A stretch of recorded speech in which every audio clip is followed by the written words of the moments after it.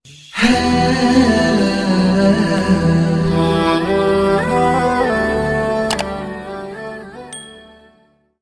په اومه ورځ به یو نوم اږدی بچي لا، نوم چېرته د صحابي نوم کېده یا د پیغمبر نوم کېده او یا هغه نوم کېده چې د هغې خشته ښکلې معنا وي. دویم به وله سر خری ګورې، که هلکي که جینۍ وي په اومه ورځ به وله سر خری. مونږ پښتانه ورته سرکلی وایو. او چې بیا سر وله وخری نو د سر د ویښتو برابر سپین زر به د الله په نوم خیرات کې. اوس دې زمانه کې خو سپین زر نی، اخو پخوا به د سپینو زرو سکه به او روپۍ به وې، نو 30 روپۍ 50 روپۍ خیراتی چاله ورکه. دریم عقیقه به وله وکړې. عقیقه خو اصل کې دې ته وي چې سر وله وخری، خو عقیقه مونږ دغې خیرات ته وایو. نو که هلکي نو 2 ګډان یا 2 چیلي هغه عمر والا چې قرباني پې کېږي هغه ذبح کا حلال کا خیرات یې کا، روجي پکې چې که داسې خیرات کې خوری په خلکو خورې، غوښې په خلکو تقسیمې. او که جینۍ وي یو ګډ یا یو چیلې، که د چا وس نه کېږي نو مختصر خیرات وکړه چې څه دې وس کېږي. دا خو د وس خبره ده، وس دې نه کېږي نو لږې روجي پخې کا، اس 1 کیلو غوښه راوړه ښوروا پکې واچوه چې ته په فقیرانو مسکینانو وخوره، په خپله هم خوړی شي، په مالدارو هم خوړی شي. دې کې د مالدار او د غریب فرق نشته. د حقیقي غوښه مالدار غریب دواړو له ورکولی شي، پې خوړی شي. دا اسلامي طریقه ده.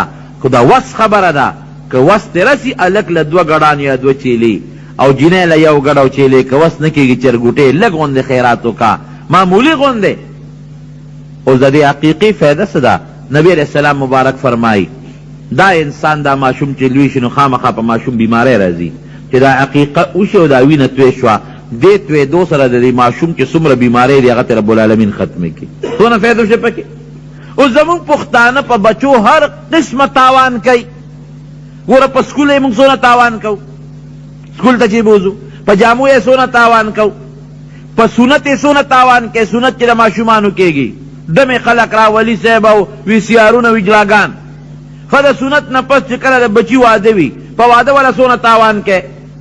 نو په دې عقیقه دا خرچه ولې زمونږ خلک نه کوي. زمونږ پښتانه دې څیز کې لږه نیمګړتیا کوي. پنجاب والا خلک داسې نه کوي، هغې عقیقه پوره کوي، ما ته پته ده. زمونږ پښتانه بیا په واده تاوان کوي، په سنت تاوان کوي، په ختم والا تاوان کوي. لیکن د دې عقیقي تاوان ته خلکو زړه نه کېږي.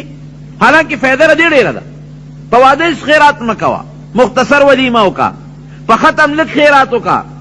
لیکن د عقیقې دې کې فایده دومره ده چې ستا په دې ماشوم څومره بیماری راځي، د دغې وینې تویېدو سره ته هغه بیماری رب العالمین ختمې کړي. ښه زمونږ اوس شیطان خو شته که نه، زمونږ خلکو شیطان یو بل شی ښولی دی. حاجي صاحب وایي 9 توکي یو ځای کا، 9 توکي سي لږه خو پکې چاڼه وي ګونګړي، یو 10-12 دانې پکې د لوبیا مي، او څه پکې صاحب ارهر ور واچوي، څه پکې جوار یو ځای کې، غنم پکې یو ځای کې، اوربشې پکې واچوي، او صاحب وې خوټ کوي، کټوې دیشکې په اورې ښودي. هلکه دا 9 توکي دا د ښځو خپل کتاب دی.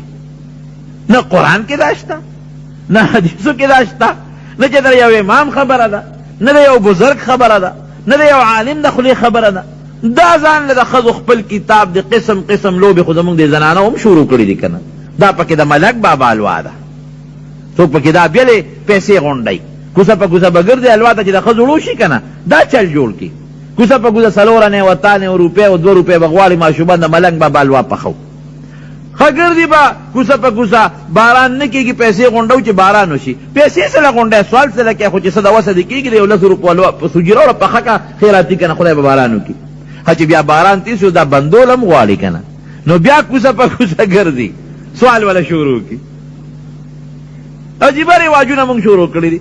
نو صاحب دغه کټوی او دیشکې کې ارهر او غنم او اوربشې او څه بلا پکې نور هم واچوي. 9 توکي یو ځای کې لږ غوندې پکې هغه ماشومانو لکه اکثر مونږ ګورو که نه، مونږ هم په ماشومان واړو چې ته به دا ښوروا غوندې وي خړه شانتې، پکې دغه توکي موکي پراته نو هغه چاڼه او باګلي به هم ترې غونډ کړل، باقي له به هم لته ورکړه، په هغې څوک څه کوي؟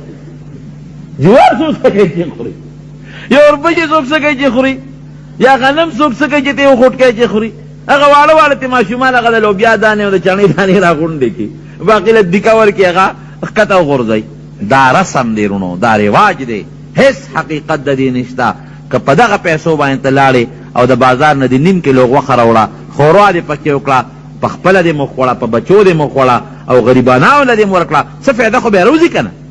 یو چرګوټی دی حلال که ذبحه دې کړه، یو وس دې کېږي چیلې یا ګډ دې ذبحه که نو فایده شته.